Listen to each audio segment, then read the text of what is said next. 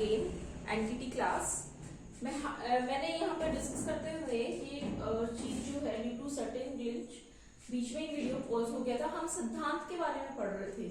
कुमारी Helen Dalton पद्धति की जो जिन्होंने दिया है 1913 में अमेरिकी जो है ये स्वतंत्रता, सहयोग, व्यक्तिगत कार्य, ये चीज हो गई थी डिस्कस, यहीं पे थे हम लोग। ठीक है, तो चलिए मैं आगे कंटिन्यू करती हूँ। स्वतंत्रता का सिद्धांत डाल्टन पद्धति को कार्य रूप में परिणत करने वाले स्कूलों में पूर्ण स्वतंत्रता का वातावरण होता है। वहां पर सभी बालक समय सारणी के बंधन से मुक्त रहते हैं, अतः घंटियां बालक के कार्य में किसी प्रकार का हस्तक्षेप नहीं करती। यानी कि बैल बजने से उनको कोई फर्क नहीं पड़ता है एज सच की बैल बज रही है, उनको अपना काम करना होता है, वो अपना काम करते ही हैं। नेक्स्ट है सहयोग का सिद्धांत। सहयोग का सिद्धांत से का तात्पर्य है यहाँ पे कोऑपरेशन से। सहयोग मतलब कोऑपरेशन, मतलब यूनिटी के साथ में एकजुट होकर के कार्य करने से है। यद्यपि डाल्टन पद्धति में प्रत्येक बालक शारीरिक एवं मानसिक दृष्टि से भिन्न होते हैं, प्रत्येक अपना कार्य अपनी अपनी रुचियों तथा आवश्यकताओं के अनुसार करते हैं, फिर भी इनके अंदर सामूहिक रूप से कार्य करने की नीति का खंडन नहीं किया जा सकता।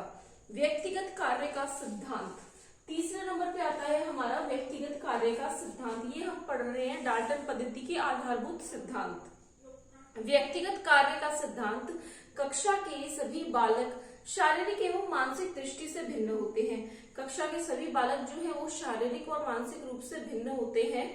डाल्टन पद्धति व्यक्तिगत विभिन्नता के सिद्धांत का समर्थन करते हुए प्रत्येक बालक को अपनी अपनी रुचियां, प्रवृत्तियां, क्षमता और योग्यता तथा आवश्यकताओं के अनुसार कार्य करने के लिए प्रोत्साहित करती है।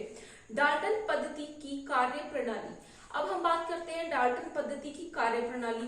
कार्य प्रणाली से तात्पर्य एक ढांचा, किस ढांचे के अंदर या किस पैटर्न पे कार्य किया जाएगा या पाठ का विभाजन कैसे किया जाएगा। तो 12 भागों में विभाजन किया गया है।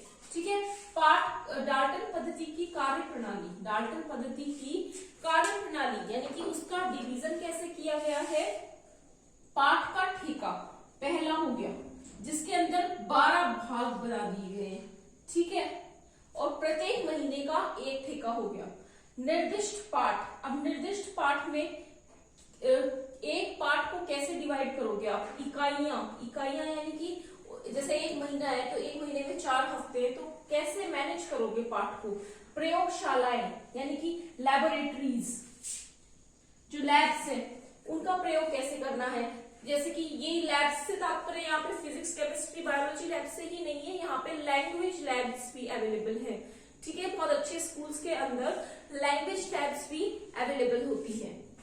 जो बच्चों के मतलब वोकल जो है कोई भी एबनॉर्मलिटी जो होती है वोकल या स्पीच के अंदर उनको कोई प्रॉब्लम है तो उसको हेल्प करती है ठीक करने में, सुधारने में। अगला है ये सब अब हम जो डाल्टन पद्धति की कार्य प्रणाली इनको अब हम एक बार डिटेल में देख लेते हैं। चलिए फिर मैं पहले से शुरुआत करती हूँ। फर्स्ट है पाठ का ठेका। डाल्टन पद्धति में शिक्षक प्रत्येक विषय के कार्य को एक वर्ष के 12 महीने के हिसाब से 12 भागों में, यानी कि एक वर्ष में 12 महीने होते हैं तो 12 भागों में डिवाइड कर देते हैं। अगला है निर्दिष्ट पाठ। महीने के कार्य को ठेके के रूप में निश्चित करने उसे साप्ताहिक कार्य के रूप में 4 भागों में विभाजित किया गया है। मतलब 4 भागों में कैसे डिवाइड किया है। एक महीना है, एक महीने में 4 हफ्ते हैं तो एक एक इकाई 4 हफ्तों के हिसाब से डिवाइड कर दी गई, इसको हम निर्दिष्ट पाठ कहते हैं। इसी साप्ताहिक कार्य को निर्दिष्ट पाठ की, जो ये साप्ताहिक कार्य है ना, इसको ही निर्दिष्ट पाठ की संज्ञा दी जाती है। संक्षेप में एक महीने के 4 निर्दिष्ट पाठ होते हैं। एक महीने में 4 हफ्ते होते हैं तो 4 ही निर्दिष्ट पाठ होते हैं। अगला है इकाई। ऊपर हम बता चुके हैं कि डाल्टन पद्धति के अंतर्गत प्रत्येक ठेके में 4 निर्दिष्ट पाठ होते हैं। इन निर्दिष्ट पाठों को सुविधा के लिए अलग अलग 5 भागों में विभाजित कर दिया जाता है। इन भागों को इकाई कहते हैं। प्रयोगशालाएं, लैबोरेटरीज। डाल्टन पद्धति में कक्षाओं की जगह हिंदी, इतिहास एवं गणित आदि विषयों की अलग अलग प्रयोगशालाएं होती हैं। सम्मेलन, डाल्टन पद्धति में बालक स्वयं प्रयास द्वारा अपना अपना कार्य नहीं करते, अपितु वे विभिन्न विषयों की प्रयोगशालाओं में तीसरे दिन एकत्रित होकर विषय विशेषज्ञों की देखरेख में अपनी अपनी कठिनाइयों के संबंध में वाद विवाद या विचार विमर्श भी करते हैं। प्रगति लेखा, प्रत्येक बालक की विभिन्न विषयों में प्रगति का पता लगाकर उनको आवश्यक सूचना देने के लिए प्रगति सूचक रेखा चित्र तैयार किए जाते हैं। ये रेखा चित्र 3 प्रकार के होते हैं: पाठ के ठेके रेखा चित्र, निर्दिष्ट पाठ के रेखा चित्र और इकाई रेखा चित्र।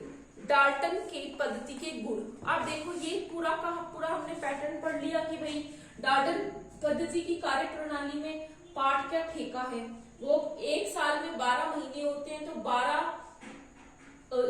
12 के विभाजित कर दिया, 12 into 1, यानी कि एक महीने में एक। ठीक है, निर्दिष्ट पाठ, अब निर्दिष्ट पाठ में एक महीने में 4 हफ्ते होते हैं, तो प्रत्येक हफ्ते का डिवीजन हो गया।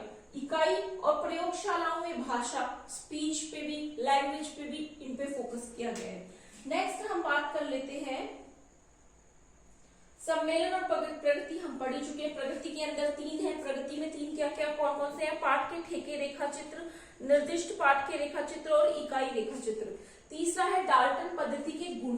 अब डाल्टन पद्धति के गुणों की जब बात हो रही है, तो गुण कौन से गुण हो रहे हैं, मतलब इससे क्या फायदे हो रहे हैं, इससे क्या प्रॉफिट या बेनिफिट हो रहा है। देखिए, आवश्यक प्रेरणा निश्चित, बालक मोटिवेट होना चाहिए उस काम को करने के लिए। दूसरा, बालक की अनुपस्थिति का उसके कार्य पर बुरा प्रभाव नहीं, बालक अगर एब्सेंट है तो उससे उसके कार्य पे बुरा प्रभाव नहीं पड़ेगा।